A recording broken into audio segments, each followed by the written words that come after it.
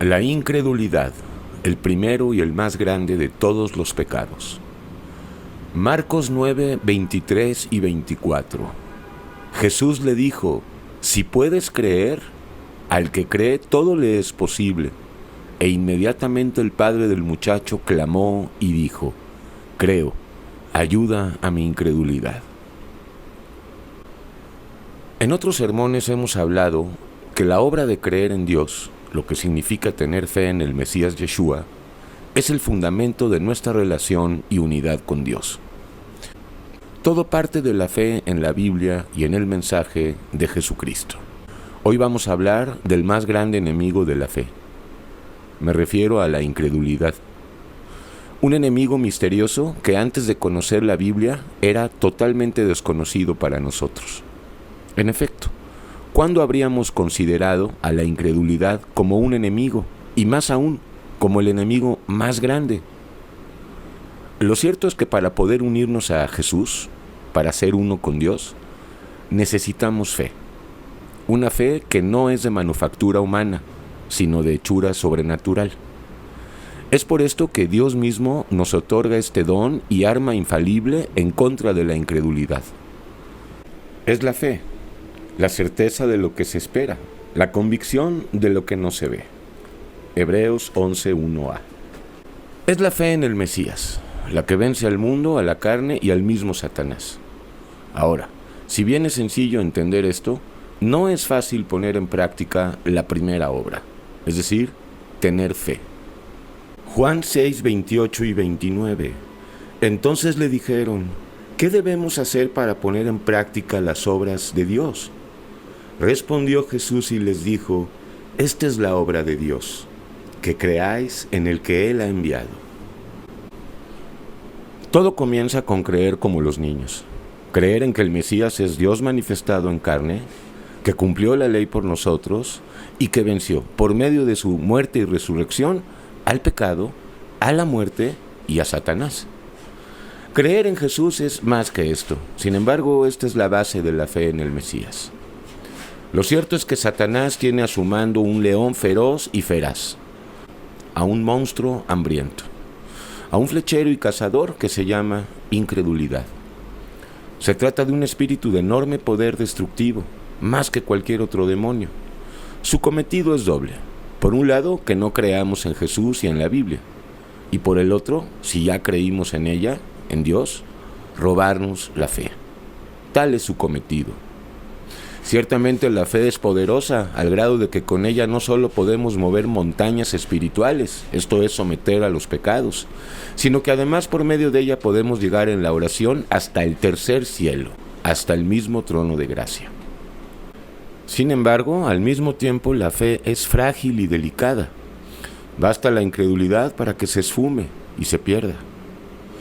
El título y tema de este sermón es la incredulidad, el primero y más grande de todos los pecados.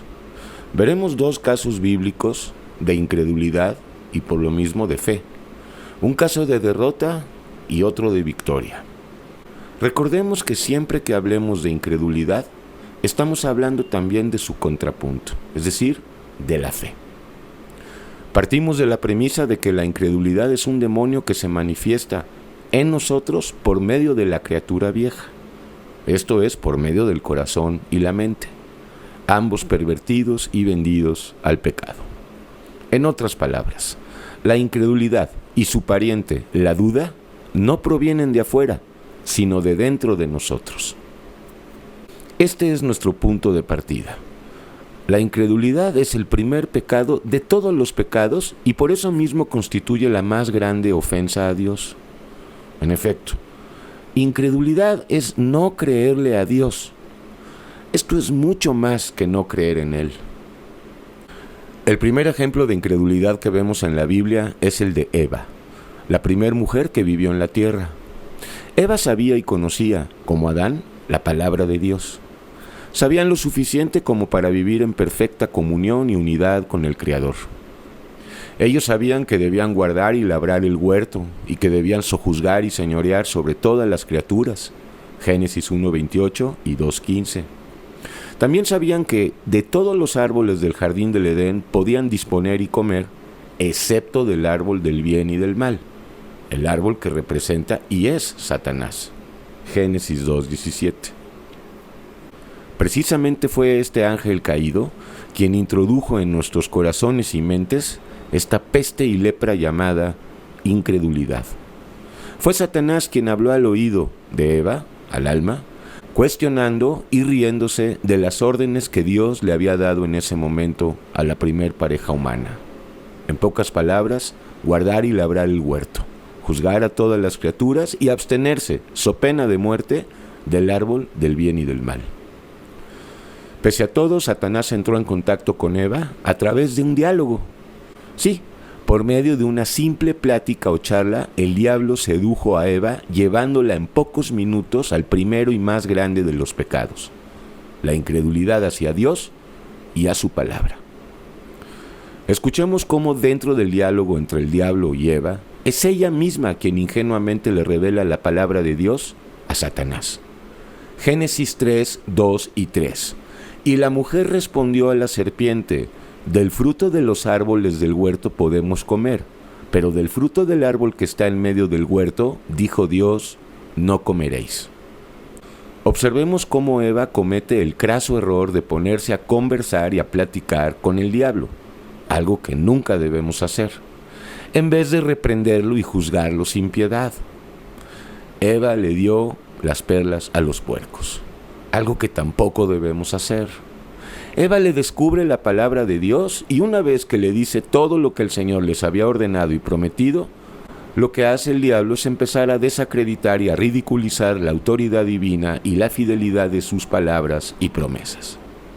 En una palabra, el diablo empezó a infundir en Eva incredulidad acerca de la veracidad de la palabra de Dios. Todo comenzó con una duda, después llegó a ser incredulidad. Dios había dicho en Génesis 2:17, mas del árbol de la ciencia del bien y del mal no comerás, porque el día que de él comieres, ciertamente morirás. Sin embargo, el diablo le dijo estas palabras a Eva, una vez que ella le contó acerca de este árbol. Génesis 3:4, entonces la serpiente dijo a la mujer, no moriréis. Vemos claramente cómo Satanás es el encargado de desacreditar la palabra de Dios, de negarla, de minimizarla y de suavizarla. En una palabra, de adulterarla. No moriréis, dijo burlona y sarcásticamente a Eva, poniendo en entredicho claramente la veracidad de la Escritura y las promesas de Dios. Esta es la entraña de la incredulidad. Más que no creer en Dios, la incredulidad consiste en dejarnos convencer, seducir y derrotar por las doctrinas que se oponen y contradicen la palabra de Dios, esto es, por Satanás. Eva sabía lo que Dios quería de ellos, sin embargo, la voz sutil y lisonjera del diablo logró convencerla y por lo tanto vencerla. La incredulidad es el primero y más grande de todos los pecados. A partir de que nos dejamos subyugar por este espíritu demoníaco, se abren miles de puertas para otros pecados, para todos los pecados. En efecto, cuando consentimos con la incredulidad, inmediatamente volvemos a lo que éramos sin Cristo, malvados, injustos y depravados, etcétera, etcétera. Si dejándonos arrastrar por la incredulidad, negamos la autoridad de Dios y negamos el pecado y la sangre redentora del Mesías, inmediatamente caemos en el universo de tinieblas del pecado. La incredulidad entró en Eva porque dialogando con el diablo, en nuestro caso con el corazón y la mente, cayó en la trampa de la incredulidad, lo que consiste, lo digo una vez más, no en dejar de creer en Dios tanto, sino en anteponer otras creencias sobre aquella extraña forma de doctrina que es la palabra de Dios. Romanos 6:17. El caso de Eva es el caso de muchas personas. Creen en Dios, pero dudan de su palabra y de sus promesas. Hay el caso de los ateos, los que simplemente no creen porque son incrédulos. Hay un aspecto importante en todo esto. Imaginemos a Eva frente a estos dos árboles, el de la vida y el de la ciencia del bien y del mal. La Biblia nos dice en Jeremías 10, versículos 8 y 9, que los ídolos son hermosos, seductores y atrayentes. Por lo que podemos deducir que esto fue lo que vio Eva en aquel árbol prohibido. Belleza irresistible y deliciosa pasión. En cambio, cuando miró el árbol de la vida, vio un árbol ordinario y en un momento dado insípido frente al árbol de la ciencia. Son dos árboles, y lo sabemos. Uno es el diablo y el otro es Yeshua. Lo cierto es que en todo momento nos encontramos frente a estos dos árboles distintos y antagónicos entre ellos. El árbol de la vida, que es sombra y figura de la cruz de Yeshua, y el árbol de la ciencia, que es y representa a Satanás. Ya en el capítulo 30 del libro de Deuteronomio, el pueblo de Israel es exhortado a elegir cada día entre la vida y la muerte, esto es, entre la bendición y maldición, a fin de cuentas, entre Dios y Satanás. Esos dos árboles están dentro de nosotros. El árbol de la ciencia y por lo mismo de la muerte es el pecado, es la criatura vieja. Para ser más precisos, es nuestra voluntad. En cuanto al árbol de la vida, este es Dios. Sin embargo, para que este árbol esté realmente en nosotros, primero es necesario volver a nacer. Precisamente este es uno de los artilugios preferidos que el diablo utiliza para seducirnos y someternos. Presentarnos al árbol de la vida, es decir, a Cristo, como algo indeseable, como una locura, una fantasía, un absurdo y una insensatez. En cambio, nos presenta como justo y necesario, hermoso y codiciable, al árbol de la ciencia del bien y el mal, es decir, al pecado, al mundo y a sus placeres y sus deleites, y por supuesto, sus doctrinas. Siguiendo con el caso de Eva, ¿cómo llegó a la incredulidad esta mujer? Ya he dicho que todo comenzó con la duda. En efecto, por medio de la duda, Satanás inyectó escepticismo en el alma de Eva y esto la llevó a la incredulidad. No moriréis, sino que sabe Dios que el día que comáis de él serán abiertos vuestros ojos y seréis como Dios, sabiendo el bien y el mal, dijo la serpiente en Génesis 3, 4, 5. Estas son las palabras que le dijo Satanás a Eva, negando la palabra de Dios y además añadiendo una promesa falsa y engañosa. Esto hizo que Eva entrara en la duda, el aliado de la incredulidad por excelencia. Esto es exactamente lo que el diablo está haciendo hoy en día con millones de personas. Y lo vuelvo a decir, su ataque es bifronte, tiene dos frentes. Un frente son aquellos que ya están caminando con Dios en obediencia. El otro frente lo constituyen aquellos que simplemente no creen en Dios. Pero no me refiero a Dios per se, sino al Dios de la Biblia, es decir, a Yeshua. Satanás sigue diciéndonos desde adentro palabras como estas. ¿En verdad existe el pecado y eres un pecador? ¿Verdaderamente Dios se hizo carne y ha pagado con su sangre por todas tus culpas? ¿Acaso es verdad que Yeshua volverá y te dará un cuerpo glorificado? ¿De verdad habrá un juicio personal y otro universal? ¿Es verdad que hay un milenio? ¿Puede ser posible? Con cuestionamientos y argumentos como estos y otros, siempre por medio de la duda y de la seducción de sus palabras, sus huecas sutilezas, el diablo quiere llevarnos a la mazmorra y fortaleza de la incredulidad. Esto en caso de que estemos ya caminando con Dios. Si no estamos caminando con Dios, simplemente estamos ahí atrapados. Lo que el diablo quiere es cuestionar en nosotros las promesas y las profecías bíblicas en las que creemos y descansamos por la gracia de Dios. Pero como hemos visto, lo hace también haciéndonos una promesa irresistible. Satán prometió a Eva que si comía del fruto del árbol, esto es, si le obedecía, sería como Dios. Y asimismo nos promete a nosotros, diciéndonos que si hacemos esto o aquello, que si creemos o pensamos de esta manera, o que si tenemos esto o el otro, o si estudiamos esta carrera o otra, o vivimos en tal país o ciudad, seremos grandes, poderosos y por lo mismo semejantes a Dios. Ese es el diablo, fanfarrón y embustero, mentiroso. Lo cierto es que Dios hace promesas. Por lo mismo Satanás, vil imitador, también promete. Dios es un árbol y también Satanás lo es. Yeshua vino a traer el evangelio de gloria y el diablo vino a traer su evangelio de muerte, conformado por todas las doctrinas del mundo.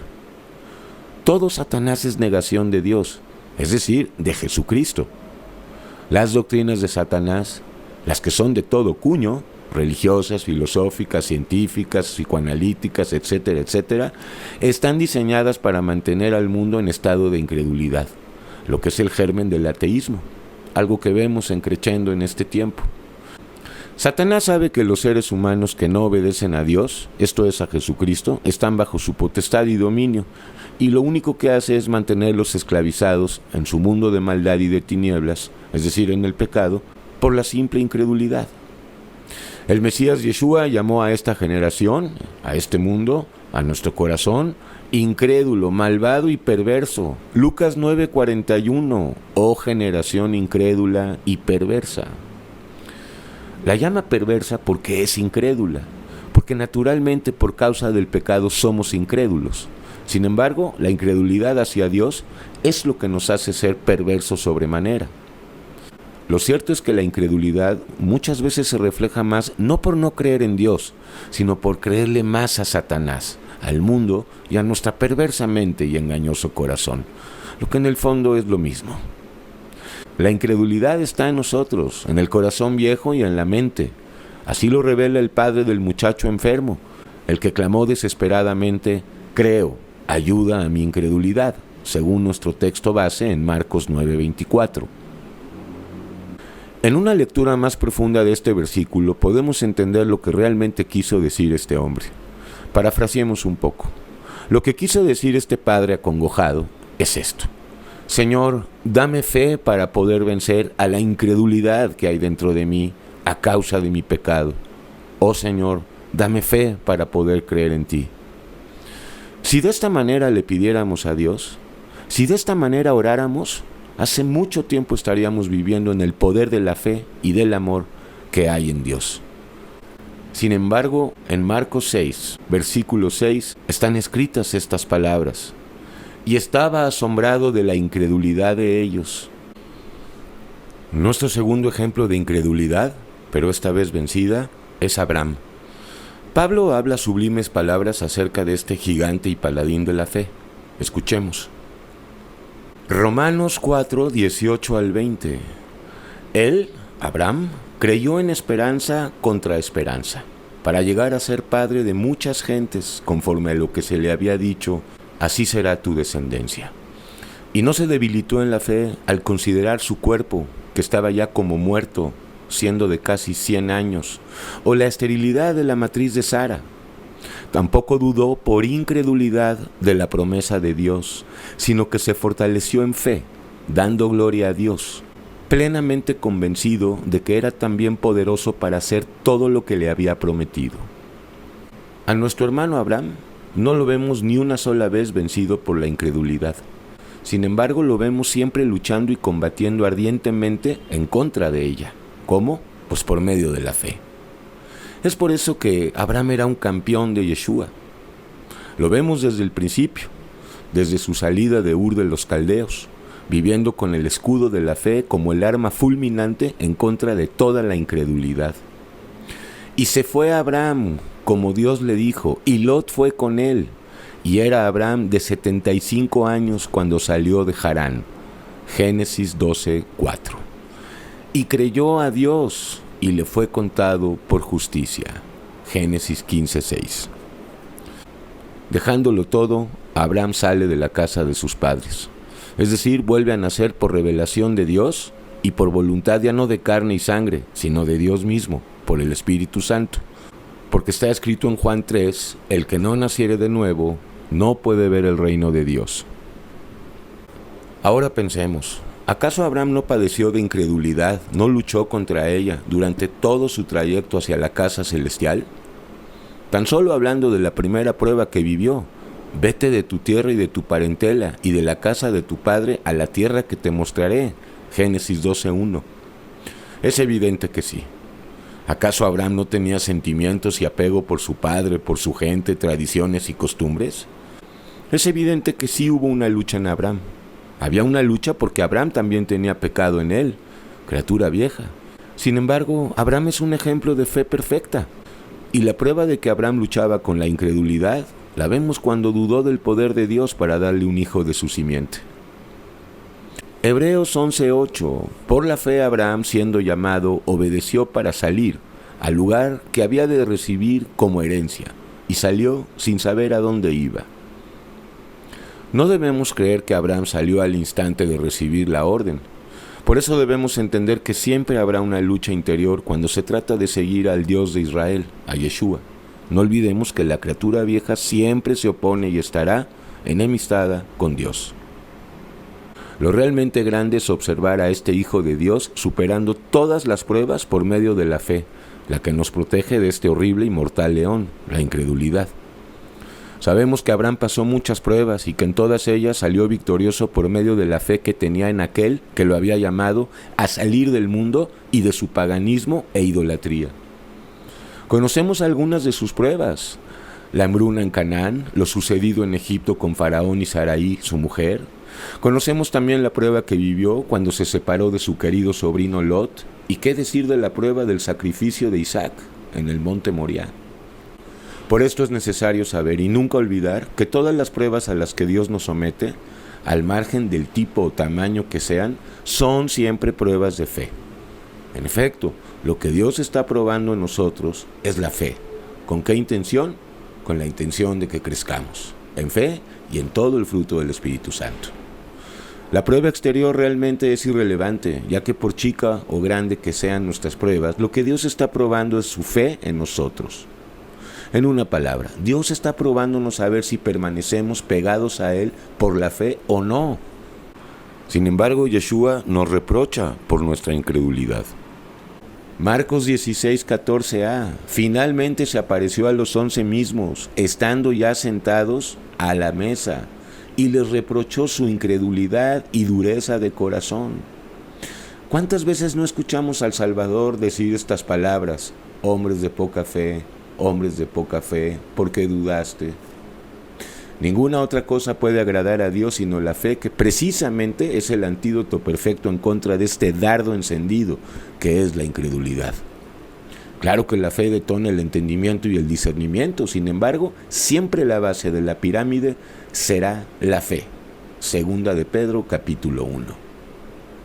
Abraham se fortaleció en fe y en sabiduría, es decir, en temor, dice Pablo, no dudando por incredulidad de las promesas de Dios. Abraham iba de triunfo en triunfo por medio de la fe y la obediencia que le profesaba a Dios. Abraham se hizo poderoso en fe y ganó sus batallas por la fe en Dios. Todo era por gracia. Recordemos cuán fuerte fue para Abraham la prueba que Dios le puso con relación a su querido y llamado hijo Ismael. Génesis 21:11. Este dicho pareció grave en gran manera a Abraham a causa de su hijo. Abraham, el amigo de Dios, es el valiente de la fe.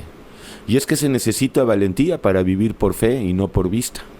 Él, como nadie, supo lo que es la batalla diaria y vitalicia que tenemos en contra de la incredulidad y de todas las manifestaciones del pecado de miseria. Analicemos bien las palabras claves de Pablo. Abraham creyó en esperanza contra esperanza. ¿Qué significa esto realmente? ¿Qué significa creer en esperanza contra esperanza? Esto quiere decir seguir creyendo, seguir manteniendo la fe en Yeshua, aun cuando todo parece estar en contra de las promesas de Dios. Es precisamente en esos momentos cuando más debemos de creer, cuando todo parece ser un imposible y un absurdo, cuando la misma fe parece un absurdo. Es por eso que podemos también darle esta lectura al versículo: creer en esperanza en contra de toda desesperanza. Esto es, seguir creyendo en Yeshua a pesar de que todas las evidencias exteriores e interiores presagian lo contrario a lo prometido por Dios.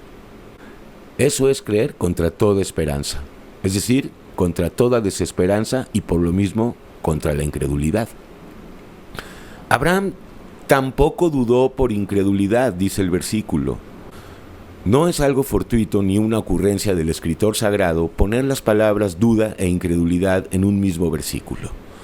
Como hemos dicho, el espíritu de incredulidad trae consigo a sus mejores aliados, la duda y el escepticismo, la desconfianza y el recelo. Abraham no dudó por incredulidad en medio de sus pruebas.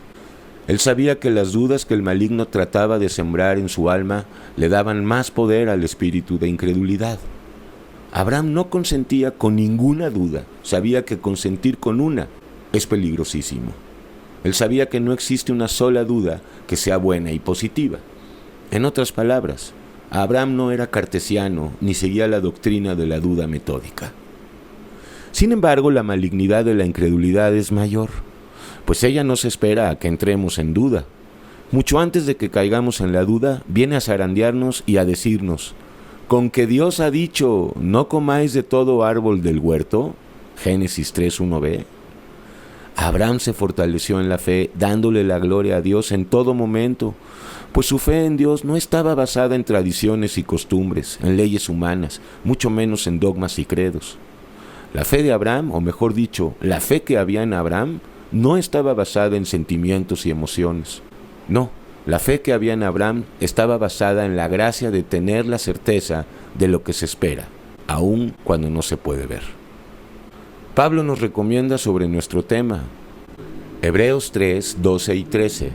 Mirad, hermanos y hermanas, que no haya en ninguno de vosotros corazón malo de incredulidad para apartarse del Dios vivo. Antes exhortaos los unos a los otros cada día, entre tanto que se dice hoy, para que ninguno de vosotros se endurezca por el engaño del pecado. Sabemos que el corazón humano no solo es perverso y engañoso, de acuerdo a Jeremías 17:9, sino que además es incrédulo. Sí, nuestro versículo nos lo confirma: corazón malo de incredulidad. Si quisiéramos decir en una sola palabra contra quién tenemos guerra, en primer lugar, yo no postularía a la codicia, a la ira, a la tristeza, a la lujuria, al orgullo y a todas las manifestaciones del pecado. Pondría a la incredulidad como el primero y más grande de todos los pecados. Dejándonos vencer por ella, ya todo está perdido. Por eso es escrituralmente lícito decir que la guerra de los que creen y obedecen a Yeshua es en primer lugar en contra de este demonio. Es significativo y revelador lo que anuncia el libro de Apocalipsis en el capítulo 21, versículo 8, acerca de los incrédulos, es decir, acerca de la incredulidad. Sencillamente se les excluye del cielo y son los primeros en ir al lago de fuego y azufre. Pero los cobardes e incrédulos, los abominables y homicidas, los fornicarios y hechiceros, los idólatras y todos los mentirosos tendrán su parte en el lago que arde con fuego y azufre, que es la segunda muerte. Veamos cómo a los primeros que menciona este solemne y serio versículo es a los cobardes e incrédulos. ¿Cobardía e incredulidad juntas? Claro, van de la mano. En efecto, lo contrario a la cobardía y al miedo es la valentía.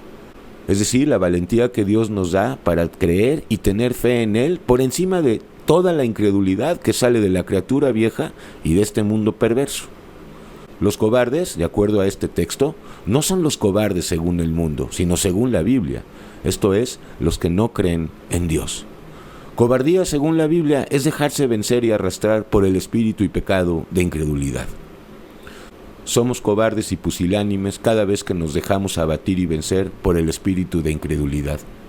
Si caemos en ella, el primer pecado de todos, necesariamente somos lo que dice el versículo: abominables, homicidas, fornicarios, hechiceros, idólatras y mentirosos.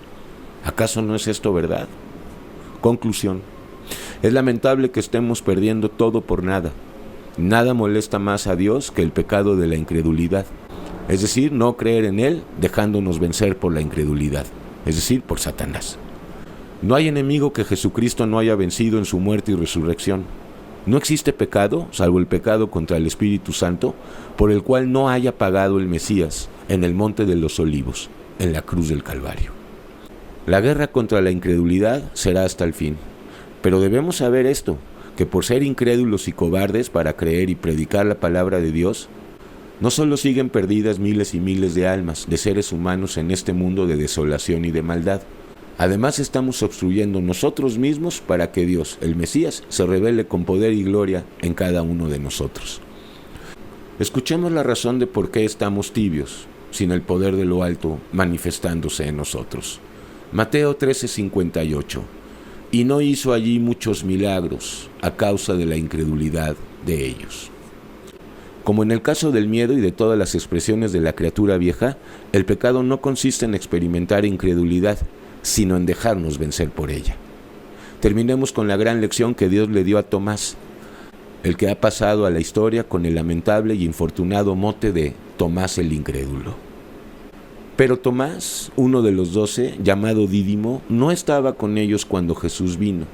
Le dijeron pues los otros discípulos: «Al Señor hemos visto».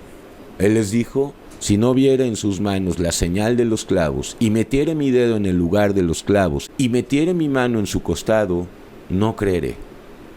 8 días después estaban otra vez sus discípulos dentro, y con ellos Tomás. Llegó Jesús estando las puertas cerradas, y se puso en medio y les dijo: «Paz a vosotros». Luego dijo a Tomás: «Pon aquí tu dedo y mira mis manos, y acerca tu mano y métela en mi costado, y no seas incrédulo, sino creyente». Entonces Tomás respondió y le dijo: «Señor mío y Dios mío». Jesús le dijo: «Porque me has visto, Tomás, ¿creíste? Bienaventurados los que no vieron y creyeron». Juan 20, 24 al 31. Una última cuestión. Lo contrario a la incredulidad no es la credulidad. Se nos pide tener fe, se nos pide ser creyentes, no crédulos. Los crédulos creen en cualquier cosa. La fe, en cambio, es un poder que Dios otorga, por gracia, a los y las que se arrepienten de sus pecados. El que tenga oídos, la que tenga oídos, que oiga.